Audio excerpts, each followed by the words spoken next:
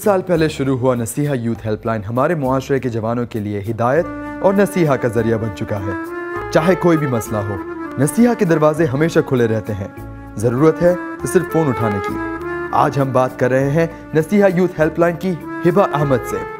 तो आए चलते हैं और मिलते हैं आज शाम की गेस्ट हिबा अहमद से। अस्सलाम वालेकुम Hiba, thank you so much for being here with us today. Walaikum assalam, thank you both so much for having me. Hiba, पहली बात तो the first thing I'm going to do is just commend you guys on the very concept of Naseeha altogether. I think it's such a crucial service जो हमारी आवाम के लिए जो offer नहीं की गई थी इससे पहले, जो कि आप ऑफर कर रहे हैं। First of all, what I want to ask you is ये जो concept था of Naseeha, of having a Muslim youth helpline, ये कहाँ से शुरू हुआ? Well, as a lot of people know, there are a lot of successful hotlines out there, such as Kids Helpline, Peel Crisis, Community Crisis Services, and basically we were inspired by that, and we understand that North American Muslims face the same problems as everybody else, except with a different perspective, a different twist on it that's influenced sometimes by culture and religion. So people who don't understand that perspective may not be able to help them as our counselors would. And do you guys sometimes get non-Muslim callers? Definitely, we welcome, although Muslim is in our title, we welcome calls from people, Muslims, people of other faiths, different cultures, anything. Different ages as well, right? I mean, we were talking about before the interview as well, that it's a youth, there's youth in the title as well. Exactly. But मतलब कोई भी उम्र, अक्सर माँ बाप भी phone करते हैं बच्चों के बारे में सवाल करने के लिए. So what I want to ask you is, what makes a Muslim youth helpline different from जो कि अपनी आम जो youth helpline होती है उससे? Well, our counselors are trained and come from a perspective that's unique and different from other helplines. It's rooted in religion, I'm assuming. Exactly. Okay. They understand, they come from a variety of cultures, and of course they understand the religion, and that makes our service unique in terms of helping our callers. Are all the counselors Muslim, or do they come from different cultural backgrounds and they're just trained on the Islamic perspective?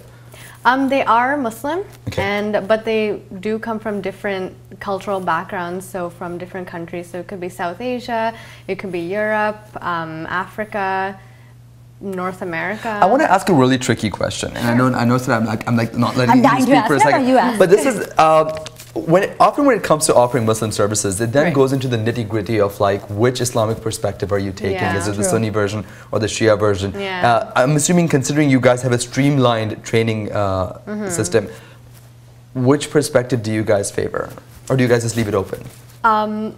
You know, once again, we don't offer too much Islamic advice or fatwas, so we are open and taking calls from anybody, any kind of denomination, Islamic denomination. Right. If somebody who calls is of a different denomination than our counselor, they will help them search for resources that could be useful for them. So we do have second line of contacts that are connected with our services, so we're able to, you know, sort of outsource them to somebody that could help them be more appropriate in helping them with their needs. Yeah. Now, does one have to be super religious or even religious at all to be, you know, a volunteer for this? Do you have to have knowledge about religion? Not necessarily. You know, once again, our counselors don't offer religious advice. They're only here to help the callers kind of navigate through their problems and come to a decision that the caller rather is comfortable with. Right. And what are some of the most popular issues, you know, people are calling in about? Well, there's a huge, because North America has a lot of people who immigrated from different countries. So I think communication with parents is a huge obstacle these days with our youth, because parents come from not only a different generation and time, but from a different country. So the youth today are having conflicting expectations from an environment that they grew up in versus the cultural pressures from their parents. From where they came from. Okay, ये तो बात हुई कि college आपको कौन से सवाल कर रहे हैं, but what for you personally is one of the biggest challenges that youth in North America face, Muslim youth? I would have to say creating an identity in a country where the parents have immigrated from, and you know, where there's so many different cultures and religions, and being able to create bridges between friends and co-workers that are of different faiths and cultures, while still maintaining and strengthening their own practice and keeping ties to their culture. Right. Yeah, and since we're on, you know, your personal viewpoints, Do you think it's difficult for youth that is growing up in North America, harder than it would be for somebody, let's say in Pakistan, for example, you know, because we're sort of facing, you know, our Muslim morals, and then of course there's the desire to fit in with the Western society? Yeah, definitely. I think it's a totally different game. Yeah. I mean, I'm not one to speak. I wasn't raised in Pakistan. But I do know that, for example, people in Saudi Arabia and Pakistan, they have an allotted time off for Jummah, or I think it's even a holiday. Exactly. Versus over here, a lot of people who want to pray, Friday prayers, have to go through a lot of administrative hassles at work. Definitely. And that's just one example. So it's a totally different ballpark. It's a different game. There's so many different challenges. As you know, right now, Friday prayers at schools are kind of being questioned, and you know, once again, it's kind of you know, different conflicting ideas of what should be allowed in schools, whereas in the predominantly Muslim countries, all these things are, you know, just part of the daily life. And I mean, it's one of those things again that in Muslim countries, often you'll find the restaurants are all closed for Ramadan. और मुझे actually याद है मेरी पुरानी job में I had to sort of ask my manager कि मैं, you know, 10 minute ले सकती हूँ just to open my fast, and people almost just asked me what that was. Job पे भी इतना awkward होता है जब आप पूछ सकते हैं कि मैं नमाज पढ़ सकती हूँ, you know what I mean? Exactly. I personally can speak on my behalf. Growing up, it's definitely something you face and you wonder, you know, would it be easier if I was living somewhere where sab Musliman hote, you know? Also in terms of eating halal food, right? I think there's so many perspectives. But having said that, one of the things I also want to say is the fact that what I've noticed is that we hold on to Islam a lot more dearly living in the West than we would if we were living in a predominantly Muslim country. Almost क्योंकि हम इतने डरे हुए हैं कि हम उसको खो ना दें. Exactly. इससे, you know, we're just holding on to it so tightly. अक्सर जब हम लोग किसी मुस्लिम मुल्क में रहते हैं, चलो let's take Pakistan for example, let's even take Saudi Arabia or Dubai for example, that's where I grew up.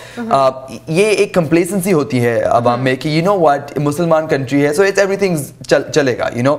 We're not monitoring our kids as strongly. और वो डर नहीं होता है. Exactly. कि you know मज़हब को खो ना दे. You know, and I think we don't monitor our kids as strongly, either saying कि मुसलमान मुल्क के माहौल, you know, मुसलमान माहौल and whatnot. And what I've noticed often is that, you know, people I might have gone to primary school with in Dubai went on to sort of do the, you know, the girlfriends and the experimentation with substances and whatnot a lot earlier than peers I had here. And I think part of the reason is because there is that paranoia that we might lose the culture. Have you felt that personally growing up here, that there is that challenge?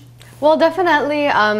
For me personally, there was just my parents wanted to make sure I was aware that, you know, other people have different values than myself, and to respect them, but at least at the same time understand that things were different with me. Once again, with regards to what you just said, definitely that is a huge issue that youth face, and we do get calls about that. So, you know, a lot of parents, you know, take it for granted, and they feel that the country and the environment can half raise their kids. And it's true. It's once again, like I said, with Friday prayers, and like we were talking about Ramadan. But over here, you know, these things, it's completely different. And kids who may have immigrated feel that everything's different now. There are so many new rules, and they feel pressured, and they don't understand why all these new rules have emerged where when they were in their home country, you know, these things didn't matter. But at the same time, I do want to say that we are very fortunate to live in a country that, you know, despite recent conflicts and controversies, it is a country that's allowed us so many privileges to practice our faith. So we are very fortunate to, you know, have so many opportunities. Like, for example, you know, at workplaces, they have quiet rooms for people to pray, and on campuses, and definitely. So yeah, we are very fortunate, but you know, sometimes these conflicts, they'll always arise. But conflict is a human thing, right? Exactly. I think it's just a lack of understanding. Exactly. And, you know, with more interaction and you know, more bridging between communities, we'll understand each other better, and hopefully these things will, you know, go inshallah. away. Let's talk about money really quickly. How is your organization funded?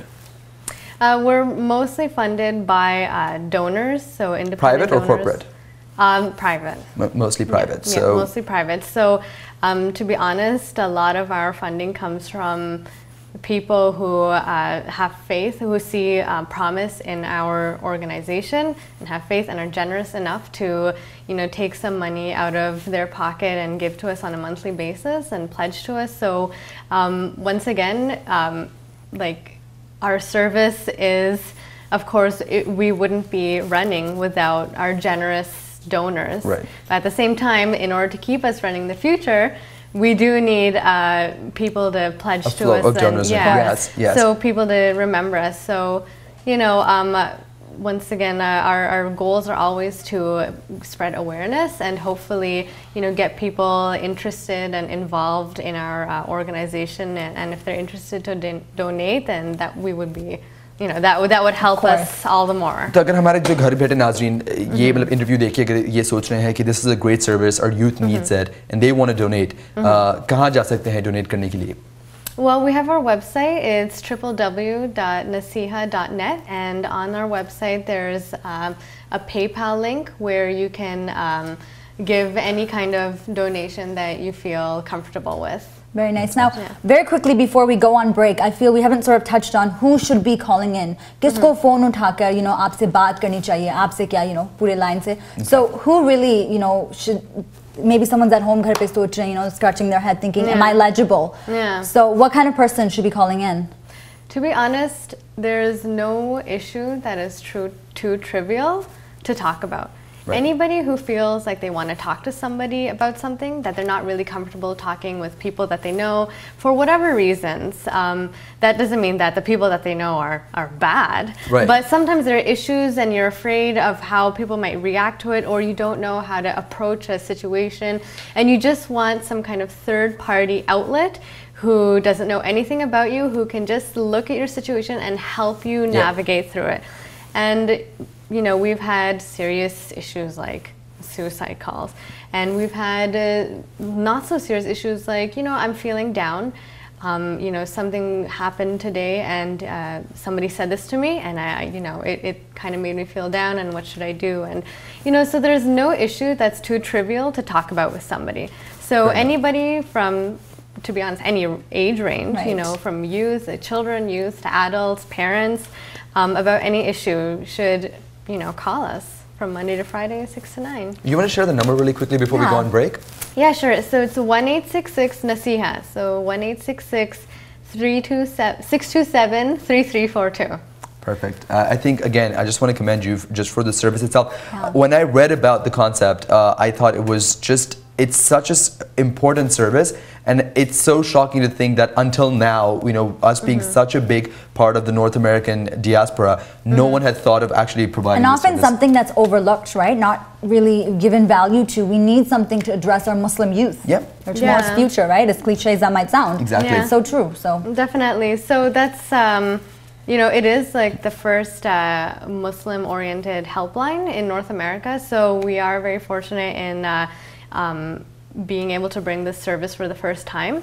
And at the same time, you know, it is something that, once again, from different people from different cultures, there isn't a lot of communication that's encouraged. There's usually just, you know, you keep it to yourself. But in North America, people, the culture encourages people to talk about their issues, to communicate, to express themselves, and not to hide things in, because it's not healthy, and in the end, in the future, it can have an effect on you. I think ये फर्क है हमारी कौम में, मतलब north अमेरिकी जो कौम है, मतलब उसमें फर्क ये है कि हमारे मतलब माशरे में बच्चों को बोला जाता है चुपचाप बैठ जाओ, you know, like, और किसी से जाहिर मत करो.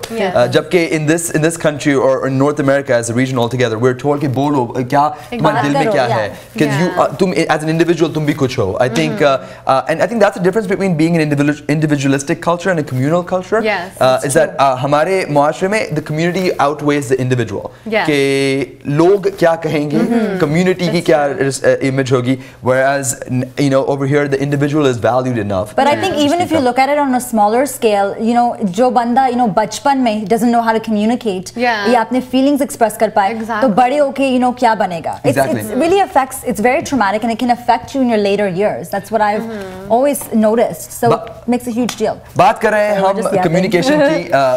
कम्युनिकेशन की और जाहिर करने की और इजहार करने की, ऑफ कोर्स बहुत और कुछ सवाल करने हैं, बहुत सारी बातें कम्युनिकेट करनी है, बहुत सारी बातें इजहार करनी है, पर उसके लिए लेते हैं हम एक थोड़ा सा ब्रेक. हम जब वापस आएंगे we're going to talk more to Hiba about not only Naseeha but about Hiba herself. So आप कहीं ना जाइएगा क्योंकि हम अभी गए और अभी वापस आए.